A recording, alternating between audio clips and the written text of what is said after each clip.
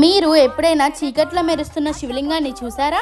ఈ శివలింగం జనరల్గా చూస్తే కనిపించదు, కానీ ఈ చిన్న హోల్ నుంచి చూస్తే చుట్టూ చీకటి మధ్యలో మెరుస్తూ శివలింగం కనిపిస్తుంది. దీనినే స్ఫటికలింగం అంటారు. కర్ణాటక కోయంబత్తూరులో ఫేమస్ అయిన ఆదియోగి స్టాచ్యూ ఇప్పుడు మన ఆంధ్రలో కూడా 60 అడుగుల శివ స్టాచ్యూని 100 అడుగుల వెడల్పుతో నిర్మించారు. అలాగే ఈ స్టాచ్యూ వెనకాల ఒక ధ్యాన మందిరం కూడా ఉంది. ఇక్కడ శివుడికి ధ్యానం చేసి మనసులో ఉన్న కోరికలు చెప్పుకోవచ్చు. అండ్ ఈ శివలింగం చూడండి, 54 అడుగుల హైట్తో 4 ఫ్లోర్స్తో. First one Kashi Vishwanath, second third ఫ్లోర్లో 8 లింగాలు, ఫోర్త్ ఫ్లోర్లో 54 అడుగుల ఏకశిల శివలింగంని, అలాగే 18 రాష్ట్రాల యొక్క లింగాలని తీసుకొచ్చి ఇక్కడ ప్రతిష్ఠించారు. సో ఇక్కడ ఒక్కసారి అభిషేకం చేసుకుంటే 18 రాష్ట్రాలు వెళ్ళి వచ్చినంత ఫలితమని ఇక్కడ భక్తులు భావిస్తారు. అండ్ లాస్ట్లో ఇక్కడ భూగర్భ జ్యోతిలింగం స్వరంగ మార్గం నుంచి వాటర్లో వెళ్తూ ఇలా జ్యోతిలింగాల్ని దర్శించుకోవచ్చు.